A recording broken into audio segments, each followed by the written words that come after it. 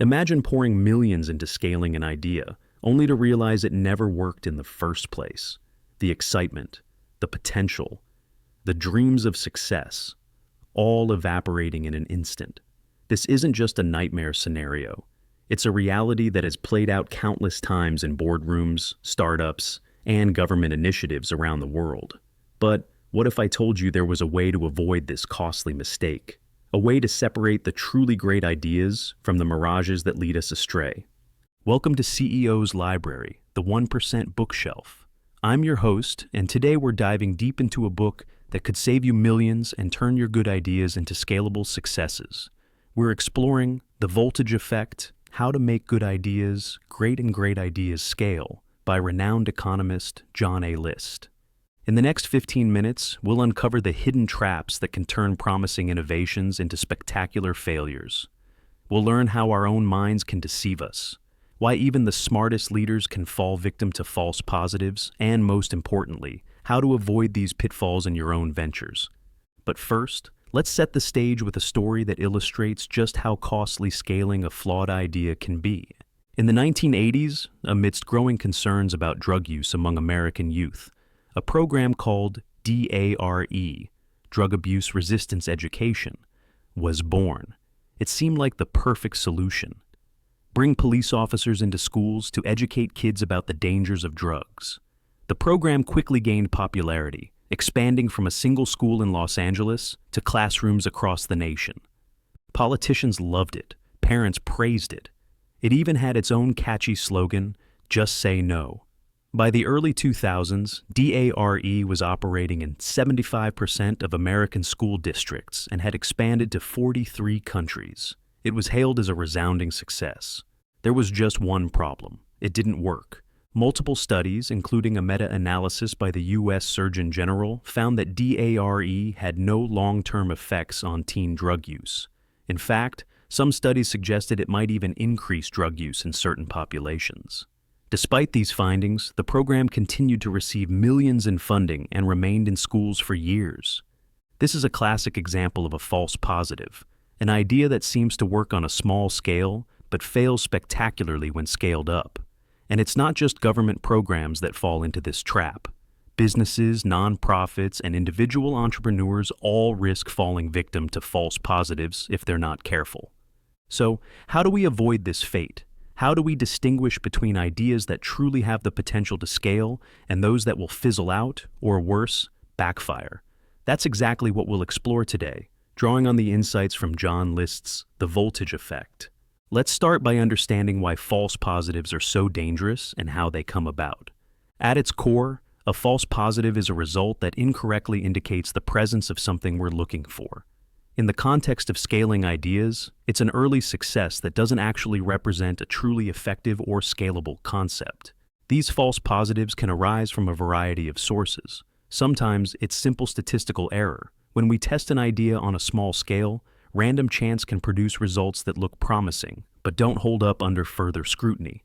Other times, it's due to biases in how we design our initial tests or interpret the results. For example, let's say you're testing a new productivity app.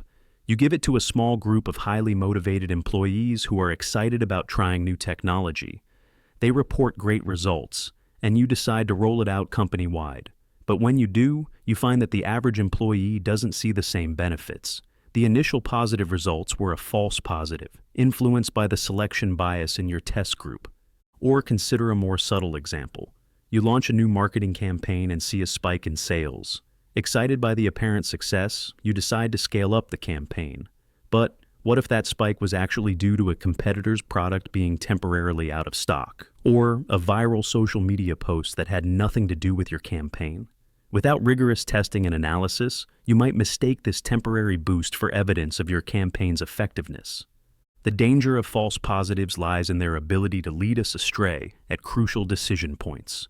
When we're deciding whether to invest more resources, expand to new markets, or pivot our strategy, false positives can push us in the wrong direction, and the costs of these mistakes can be enormous. Think about the resources wasted on scaling the DRA program, the time, money, and effort that could have been directed towards more effective drug prevention strategies, Or consider a startup that raises millions in funding based on early traction that turns out to be a false positive. Not only do they risk burning through that capital, but they also miss out on the opportunity to pivot to a more viable business model earlier. But it's not just about avoiding waste. False positives can also damage reputations, erode trust with customers or stakeholders, and in some cases, cause real harm.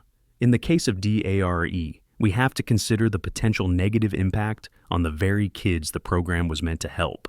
So how do we protect ourselves against false positives? John List offers several strategies in The Voltage Effect. First, we need to be rigorous in our testing. This means not just looking at whether an idea works, but understanding why it works. It means testing in diverse conditions and with diverse populations to ensure our results are robust. And it means being willing to replicate our results multiple times before drawing conclusions. Second, we need to be aware of our own biases. Humans are prone to seeing what we want to see, especially when we're invested in an idea's success. This leads us to our next major topic, the cognitive biases that can lead us astray. Why do smart people sometimes make irrational decisions? It's a question that has puzzled psychologists, economists, and leaders for decades. The answer lies in the cognitive biases that shape our thinking, often without us even realizing it. Two of the most dangerous biases when it comes to scaling ideas are confirmation bias and the bandwagon effect. Let's explore each of these and how they can lead us astray. Confirmation bias is our tendency to search for, interpret, and recall information in a way that confirms our pre-existing beliefs. It's like wearing rose-colored glasses that filter out anything that doesn't match our expectations. Imagine you're an entrepreneur who's developed a new health supplement. You've invested years of research and a significant amount of your own money into this product. You run a small trial and see some positive results. At this point, confirmation bias kicks in. You might focus on the participants who showed improvement, dismissing those who didn't as outliers. You might interpret ambiguous results in the most favorable light. You might even subconsciously seek out articles or studies that support the effectiveness of your key ingredients, while ignoring contradictory evidence. This bias can be particularly dangerous when scaling because it can lead us to overlook crucial flaws in our ideas. We become so invested in our vision of success that we fail to see the warning signs that could save us from costly mistakes. The bandwagon effect, on the other hand, is our tendency to adopt beliefs or behaviors because others are doing so. It's the cognitive bias behind trends, fads, and bubbles.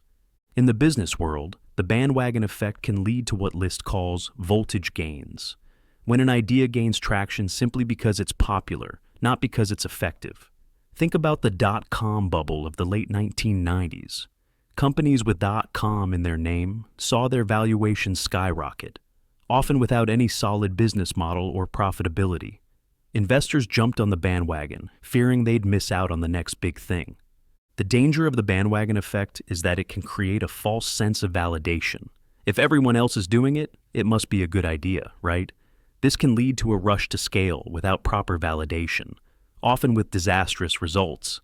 So, how do we overcome these biases? List offers several strategies in The Voltage Effect. First, actively seek out disconfirming evidence. Instead of looking for reasons why your idea will work, challenge yourself to find reasons why it might fail. This can help counteract confirmation bias and lead to more robust testing. Second, create a culture of constructive criticism. Encourage team members to play devil's advocate and reward those who identify potential issues early. This can help combat groupthink and the bandwagon effect. Third, use structured decision-making processes. By following a systematic approach to evaluating ideas, you're less likely to be swayed by cognitive biases. Fourth, bring in outside perspectives. People who aren't emotionally invested in your idea are more likely to spot potential issues that you might be blind to. Let's look at a real-world example of how these biases can play out. In the early 2000s, Segway was hyped as a revolutionary transportation device that would change the way cities were designed. It had high-profile backers, including Steve Jobs and Jeff Bezos. The company's founder, Dean Kamen, predicted they'd sell 10,000 units a week. But Segway fell victim to both confirmation bias and the bandwagon effect. The company's leaders were so convinced of their product's potential that they overlooked crucial issues, like the fact that many cities lacked the infrastructure to support widespread Segway use. Meanwhile, the hype and high-profile endorsements created a bandwagon effect that led to over-optimistic projections. The result? In its first year, Segway sold just 6,000 units, not per week, but in total. While the product found niche uses, it never came close to revolutionizing transportation as its creators had envisioned. By understanding and actively combating these cognitive biases, we can make more clear-eyed decisions about which ideas are truly ready to scale. But even with these strategies, how can we be sure our idea is ready for prime time? That's where the power of rigorous testing comes in. To illustrate the importance of rigorous testing, let's look at an experiment conducted by John List himself. In 2013, List was working with Chrysler to design a wellness program for their employees. The goal was to improve health outcomes and reduce healthcare costs. Initially, the program seemed promising. Early results showed increased gym attendance and improved health metrics among participants. Chrysler was eager to roll out the program company-wide, but List insisted on more thorough testing. He designed a randomized controlled trial, the gold standard in scientific research. Employees were randomly assigned to either participate in the wellness program or continue with business as usual. The results were surprising. After 18 months, there was no significant difference in health outcomes or healthcare costs between the two groups. The promising early results had been a false positive. This story illustrates several key principles of rigorous testing that List outlines in The Voltage Effect. First, the importance of randomization. By randomly assigning employees to the program or control group, List eliminated selection bias. This is crucial because often the people who choose to participate in a program are already more motivated or health conscious, which can skew results. Second, the value of a control group. Without a group to compare against, it's impossible to know if changes are due to your intervention or other factors. In this case, both groups saw some improvements in health metrics, likely due to broader health trends or increased awareness. Third, the need for adequate sample size and duration. Small, short-term tests can be misleading. By testing with a large group over 18 months, List was able to see beyond initial enthusiasm and detect long-term trends. Fourth, the importance of measuring the right outcomes. While gym attendance increased, this didn't translate to meaningful health improvements or cost savings, which were the ultimate goals of the program. So, how can we apply these principles to our own ideas? Here are some strategies. 1. Start with a clear hypothesis. What exactly are you trying to prove? What outcomes would indicate success? 2. Design your test carefully. Consider potential biases and how to mitigate them. Use randomization where possible. 3. Use control groups. Always have a baseline to compare against. 4. Test in diverse conditions. An idea that works in one context may fail in another. 5. Measure meaningful outcomes. Don't just look at vanity metrics. Focus on the results that truly matter for your goals. 6. Be patient. Allow enough time for true effects to manifest. 7. Replicate your results. One successful test isn't enough. Can you reproduce your results in different settings or with different populations? 8. Be willing to pivot. If your tests reveal flaws in your idea, be ready to adjust or even abandon it if necessary. Rigorous testing isn't just about avoiding false positives. It's also about refining and improving your ideas. Through careful experimentation, you can identify what aspects of your idea are most effective and where there's room for improvement. For example, when List worked with Uber to design their tipping system, initial tests showed that adding a tipping option decreased ride requests. But further experimentation revealed that this was due to how the tipping option was presented.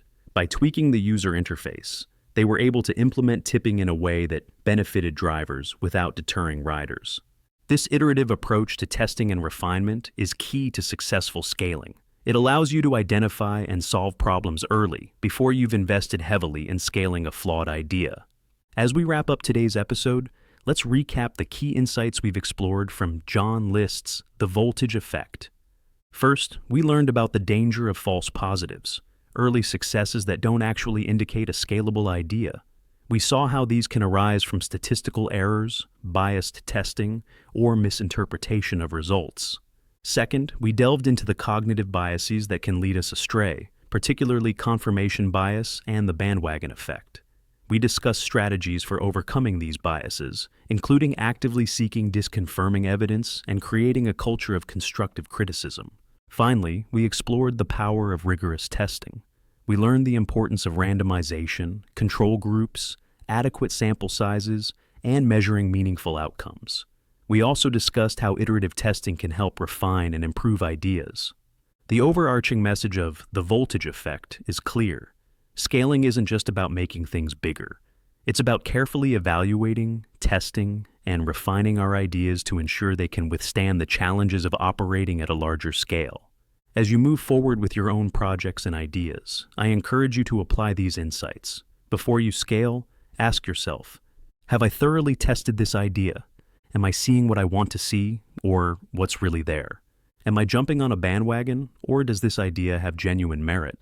What could go wrong, and how can I test for those scenarios? By asking these questions and applying the principles we've discussed today, you can increase your chances of successful scaling and avoid the costly pitfalls of false positives.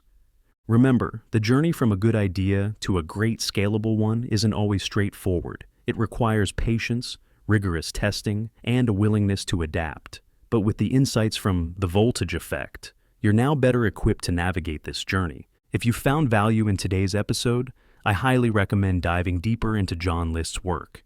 The Amazon link to purchase a copy of The Voltage Effect or its audiobook version is included in the episode description. Don't miss out on the full wealth of insights this book has to offer on successfully scaling your ideas. Thank you for tuning in to CEO's Library, the 1% Bookshelf. Until next time, keep reading, keep learning, and keep scaling smartly.